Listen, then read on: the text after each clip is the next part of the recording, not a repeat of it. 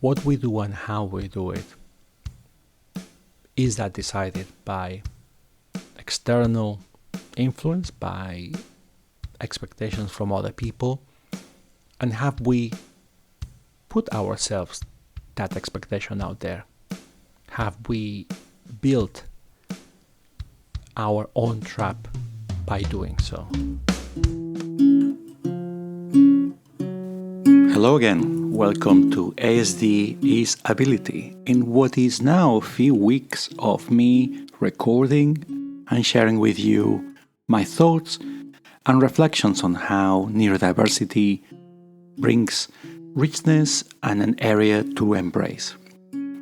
You know, when I look back when I started the podcast, or at least when I had the idea, something went in my mind about how long I will be doing it.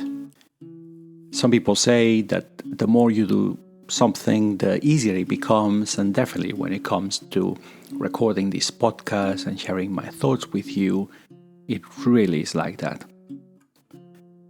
This brings me some reflection on some of the past projects or initiatives that I have done that in some cases did not end as I was expecting. And today I will bring you an example of that experience to contrast with how I'm doing the podcast.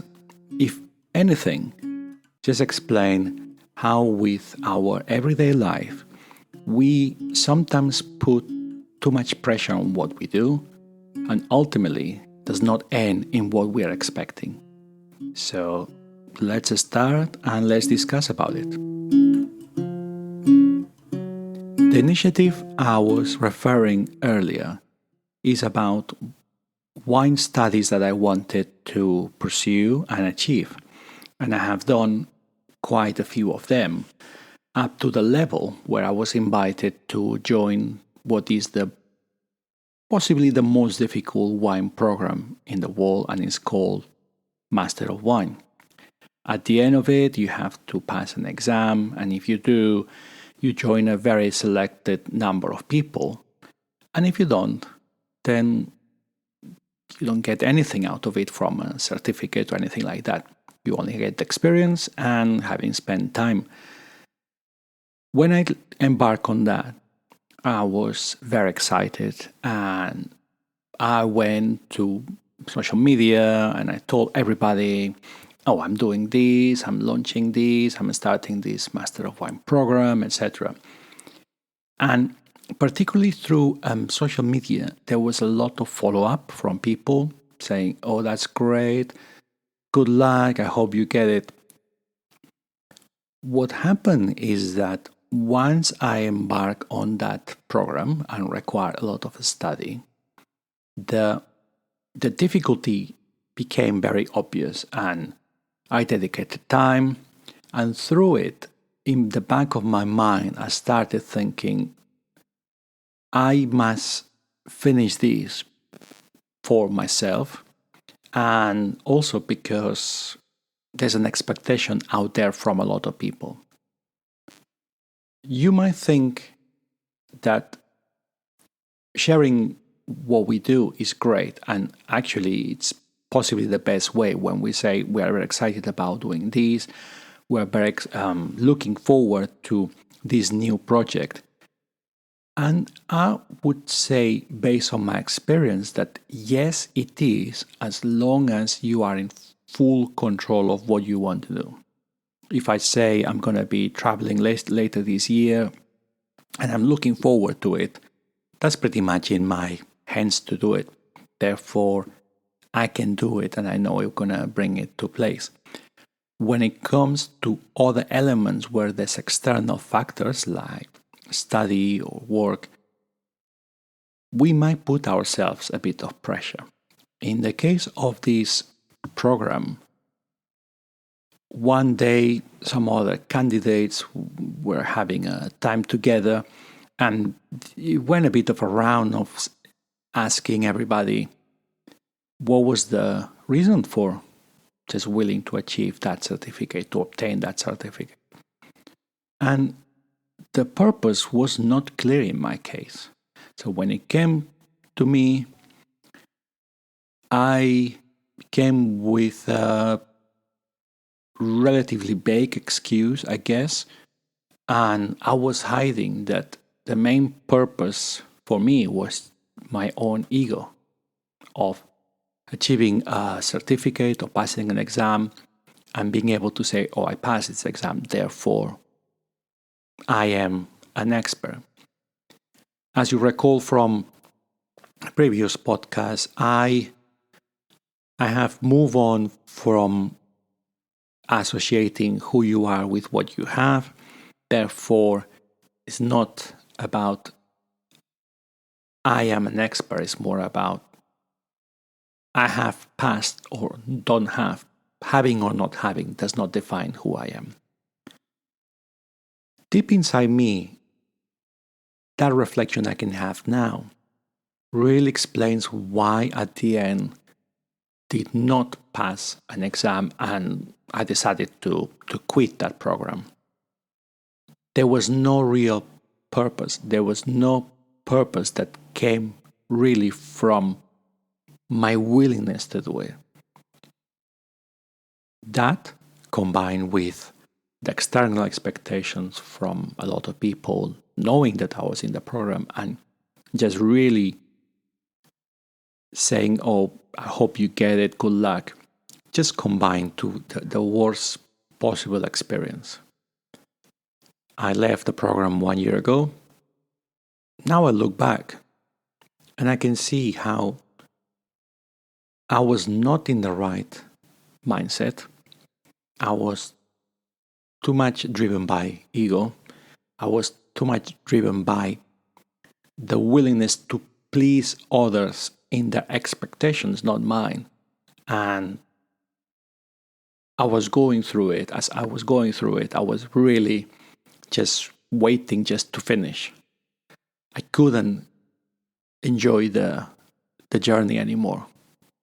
It came to a point where all the purpose I had was I must have this, I must have passed the exam, or I must have a certificate so I can say, look, I have the certificate, so this proves who I am or what I have achieved. The main difference with this podcast and this initiative is that my approach has been radically different. To start with, the purpose I have is to share my thoughts. And that's a very simple initiative.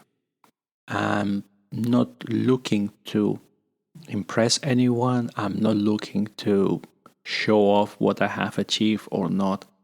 I'm just saying what goes in my mind, what experience I have had in my life, how neurodiversity has affected me, and how now that I have a full awareness, I'm looking to turn that neurodiversity into one of my abilities. And if by doing that, there's someone out there that listens and takes a different perspective, either by being a neurodiverse and looking in a more colorful way how life goes, or by someone surrounded by neurodiversity and understanding better people around them. That's my main purpose. That's good. That brings me also to the point about ego, whereas my program, the one I did, was very much about myself, proving myself, showing on myself. In here, there's very little ego. There's always a bit of ego in anything we do, because otherwise we wouldn't do it. The main difference I can see in this podcast is that I have not gone out there in the social media, in my network, and publicize very loudly, I'm launching a podcast, follow me. Haven't done that. I have discussed with some close friends the idea that I'm launching a podcast or I'm producing a podcast. I'm telling them that it's going to come later in the year. And it's a very soft launch, soft as you can get, given I'm telling very, very few people. For the people that are aware, I'm not even telling them the name of the podcast or where to find it. I leave it very, very in the undercover in that respect, because I don't want them to go check and start generating that pressure on me. That would not help. And from a social media perspective, it just kept to nothing. Yes, I have created some channels in social media for this podcast. Those channels, hashtags, and information does not say anything about me. They are not linked to my personal social media profile. And from my own, I don't link to that. So it becomes completely separate. And what that has brought is the freedom to do this podcast the way I want. You might be listening right now and think this podcast is not as good as others. You could do much better doing this way. Haven't you thought about doing that? And all that feedback, which is very useful and definitely it's what allows us to go forward, might detract me from doing the podcast further, or might bring me the pressure of doing it in a different way. There's nothing better for me than sitting in front of the mic and downloading my thoughts, speaking, sharing with you my experiences, knowing that, as far as I know, nobody around me has listened or knows.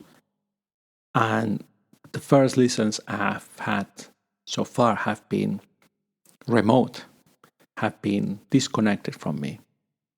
And that's in itself a great success. If by doing this I can reach to people that I don't know, what better way than explain and just really talk everybody about neurodiversity.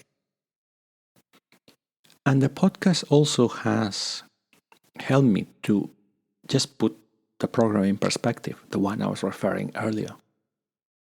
Doing something for others, doing something different, doing something challenging, and doing something where there's no expectation. Such a beautiful thing to do. And in your life, you might have some challenges at work or in relationships or in initiatives or projects that you want to do. Think for a moment where the pressure comes from. If it's from yourself, what's your purpose? And what pressure you get from outside. And find a way to shield yourself from that pressure. If you get feedback or if you get comments, put a filter. Put a filter that is under your own design to only let through whatever you want to hear or whatever you want to have. And this has been the theme for today.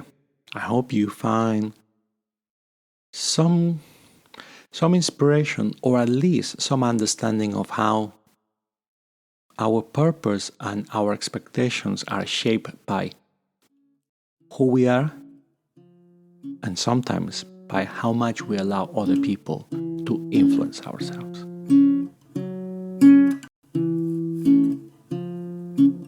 That was the podcast for today, talking about my own personal experience with one of the studies I did recently and putting out the reflection that we need to take in terms of what we do and how we do it.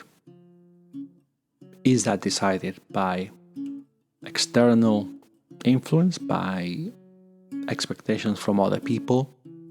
And have we put ourselves that expectation out there? Have we built our own trap by doing so? At the next episode, I will continue exploring about neurodiversity, sharing my experience.